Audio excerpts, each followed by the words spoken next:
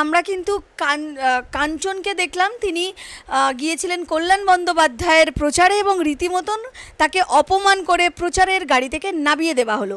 এবং এই ঘটনার পরবর্তীকালে কিন্তু দেব কাঞ্চনকে আহ্বান জানান এবং আমরা দেখলাম দেবের সাথে কাঞ্চন প্রচার করেন এবং সুন্দরভাবে সেখানে প্রচার হয়। এই যে বিষয়টা ঘটলো এবং কাঞ্চন যেহেতু একজন, মানে আমি অভিনেতাই বলছি, তিনি তারকা প্রার্থী, মানে তারকা অভিনেতা জগৎ থেকেই তিনি এসছেন, তাহলে কি তৃণমূলে এই অভিনেতা অভিনেত্রীদের পদ দেওয়ার পর, তাদেরকে একটা ক্ষমতা দেওয়ার পর, তাদেরকে কাউন্সিলর হোক বিধায়ক হোক বানানোর পর তাদেরকে কি আর সেই জায়গাটা বা সেই সম্মানটা দেওয়া হচ্ছে না, কি মনে হয়? দেখুন, তৃণমূল কংগ্রেসের মাৎসন্যায় চলছে। তৃণমূল কংগ্রেসের নিজেরা নিজেদেরকে মারা ধরা আমরা গত পরশুদিন দেখলাম বাগুইহাটিতে তৃণমূলের দীর্ঘদিনের একজন কর্মী, তাকে আর একজন কর্মী মেরে খুন, এবং যে মৃত ভদ্রলোক তার মেয়ে পরিষ্কারভাবে বিভিন্ন চ্যানেলকে বলছে সে কথা। তো মাৎসন্যায় চলছে তৃণমূল কংগ্রেসের, বড় মাছ ছোট মাছকে খাচ্ছে, এটা চলছে। এখন তারপরে যেটা কথা সেটা হচ্ছে কল্যাণ ব্যানার্জি একজন দুর্মুখ লোক। কল্যাণ ব্যানার্জি এমন একজন মানুষ যে মানুষ তার নিজের দলের মানুষজন তার সম্পর্কে যে কি কথা বলে আপনি তৃণমূলের অন্দরে কান পাতলে শুনতে পাবেন। তিনি দিনে যা বলেন রাতে তা ভুলে যান, রাতে যা বলেন দিনে তা ভুলে যান। এবং ওনার মতন একজন দুর্মুখ মানুষ বলেই উনি ভাবতেও পারলেন না যে আচরণটা উনি কাঞ্চন মল্লিকের সঙ্গে করলেন। কাঞ্চন মল্লিক পরে বিধায়ক, আগে অভিনেতা। কাঞ্চন মল্লিক আগে একজন শিল্পী এবং একজন তাবৎ শিল্পী, তাই আগে উনি একজন শিল্পী, পরে উনি বিধায়ক তৃণমূলের। উনি তৃণমূলের বিধায়ক হয়েছেন 2021-এ, কিন্তু শিল্পী উনি মানুষের মনে আছেন, হৃদয়ে আছেন অনেক দিন ধরে। তাই তাকে অপমান করে গাড়ি থেকে নামিয়ে দেওয়াটা তৃণমূলের যারা ভোটার তারা কিন্তু ভালো চোখে দেখলো না। এটা ভাববার মতন শুভ বুদ্ধি সম্পন্ন মানুষ কল্যাণ ব্যানার্জি নয়। তাই তৃণমূলের যে সকল শিল্পী বন্ধুরা বিভিন্ন জায়গায় প্রার্থী হয়েছেন তারা কাঞ্চনের এই আচরণ থেকে আমার মনে হয় আপনাদের শিক্ষা নেওয়া উচিত যে কাঞ্চন মল্লিকের মতন একজন মানুষের সঙ্গে একজন মানে এরকম একজন মানে দারুণ একজন অভিনেতা, মানুষের হৃদয়ে থাকা একজন অভিনেতা, তার সম্পর্কে যে আচরণ করলেন কল্যাণ ব্যানার্জি, এবং আমরা কি সামনে থেকে কল্যাণ ব্যানার্জির প্রতি কোনো স্টেপ মাননীয় মুখ্যমন্ত্রীকে নিতে দেখলাম? এখানেই প্রশ্ন দেখলাম না সর্বরিদি, কারণ মাননীয় মুখ্যমন্ত্রী কিন্তু যথেষ্ট, তিনি নিজেও সাংস্কৃতিক জগতের লোক, তিনি নিজেই বলেন যে আমি কবিতা লেখেন, তিনি বিভিন্ন গুণে তিনি সিনথেসাইজার বাজাতে পারেন, এমনকি তিনি গানও লেখেন, এবং আমি জানি তিনি প্রচুর শিল্পীদেরকে তুলে আনেন, বিভিন্ন ধরনের অনুষ্ঠান করেন, এবং আমাদের টালিগঞ্জের বিভিন্ন অভিনেতা অভিনেত্রীদের যথেষ্ট তিনি সম্মান দিয়ে এখানে কাটলাম অভিনেতা অভিনেত্রী নয়, যারা শাসক দলের সঙ্গে যুক্ত তাদেরকে। উনি কিন্তু অভিনেতা অভিনেত্রীদের প্রতি সম্মান দেখান না।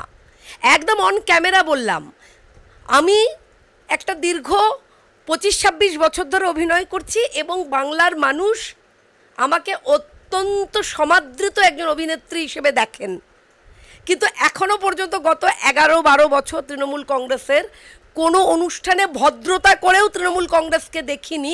রাজনীতির ঊর্ধ্বে গিয়ে যারা তৃণমূল কংগ্রেস করেন না তাদের কোনো শিল্পীদের কোনো সম্মান দিতে, কোনো সম্মান ওনারা দেন না, একদম দেন না। অন ক্যামেরা বললাম, তৃণমূল কংগ্রেস সেই শিল্পীদের সম্পর্কে ভাবেন যারা তৃণমূল কংগ্রেসের সঙ্গে যুক্ত, কিন্তু ভারতীয় জনতা পার্টি যেদিন সরকারে আসবে সেদিন তারা প্রমাণ করবে আমরা এই দায়ভার নিয়ে নিলাম। আপনাদের অন ক্যামেরা বললাম, এই দায়ভার নিয়ে নিলাম। সিনেমা, থিয়েটার, যাত্রা, লোকসঙ্গীত, লোকগান, লোকনৃত্য, এই প্রত্যেকটা সেগমেন্টের যে সংস্কৃতিকে বলা হয় পশ্চিমবঙ্গের পীঠস্থান, যে সংস্কৃতি দিয়ে পশ্চিমবঙ্গকে চিহ্নিত করা যায়, সেই সংস্কৃতিতে এমন পরিস্থিতি আমরা আনব, এমন সময়কে তুলে আনব যাতে মানুষকে, শিল্পীকে চিহ্নিত করা হয় একজন শিল্পী বলেই, সে কোন রাজনৈতিক দলের ঝান্ডা ধরা তা দেখে তাকে চিহ্নিত করা হবে না। তাই আমি আবারও আপনাদের বললাম যে যারা যে সকল অভিনেতা বন্ধুরা আমার দীর্ঘদিনের যারা কলিগ, যারা তৃণমূল কংগ্রেসের সঙ্গে আছেন, কাঞ্চন মল্লিকের এই আচরণ দেখার পরে আমার ধারণা ছিল অন্তত তৃণমূল কংগ্রেসে থাকা শিল্পী বন্ধুরা এর প্রতিবাদ করবেন, কিন্তু না। প্রতিবাদ করেছে দেব, কিন্তু তাকে সঙ্গে বলেছে কাঞ্চন তুমি আমার প্রচারে এসো, এটাও কিন্তু কোনো একটা দিকে প্রতিবাদী। এবং শুধু তাই নয়, এই ক্ষেত্রেও কিন্তু আপনি একটু আগেই বললেন যে যারা তৃণমূলের শিল্পী তাদেরকে সম্মান দেওয়া হয়। কাঞ্চন মল্লিক কিন্তু প্রথম থেকেই রাজনীতির ময়দানে তৃণমূলের হয়ে এসছে, অন্য কোনো দল কিন্তু করেননি।